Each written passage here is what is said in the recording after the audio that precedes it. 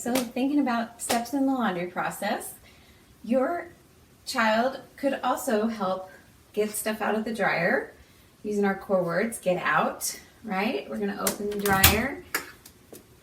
You might have a basket that they could put all the dry clothes in to take it to another room so somebody could fold it, or they could fold it too, put it away. So lots of steps there to build towards independence. So if we're just starting out, maybe they're just getting one item of clothes out of the dryer and giving it to you to hang or fold. So you just want to be using your good language while we're having this interaction. You know, a lot of times you don't have to be talking about the laundry while you're putting it away. You could be talking about other things, something you're going to do after the laundry's done. Once we get finished, we can go outside. And so you put on, and then you could cue your child, or maybe they're just getting part of that independence of the routine to know that they're getting another piece of clothes out and handing it to you. It builds attention to task. If your student has a hard time staying on task for longer than a few seconds or a few minutes, for them to have to stand, wait for you to fold and get another item of clothing, we're building up to 5 minutes on a task or 10 minutes on a task. Hopefully it doesn't take us 10 minutes to fold the clothes, but it might. So we're just talking about folding as we're doing it.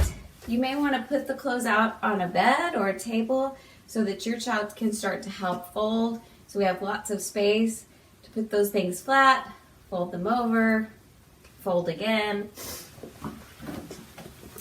So, you know, thinking about independence and job skills, lots of good jobs out there that require skills to be able to hang clothing items, like in retail stores.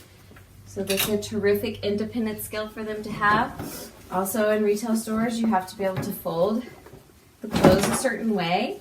So you don't want to just give your child like a pass on, oh, it's close enough. No, let's really talk about when we fold it over, we want to make sure we have a good crease. And then which way are we going to fold it over? Are we going to fold it over the legs? Are we going to fold it over the pockets? Think about that for them as they're building those skills, those job skills that they're going to have one day.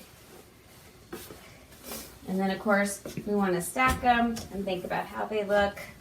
All our jeans nice and folded. They look really pretty. All right, have fun with it. Lots of conversation, lots of engagement, working towards those independent skills, those good, terrific job skills. Have fun.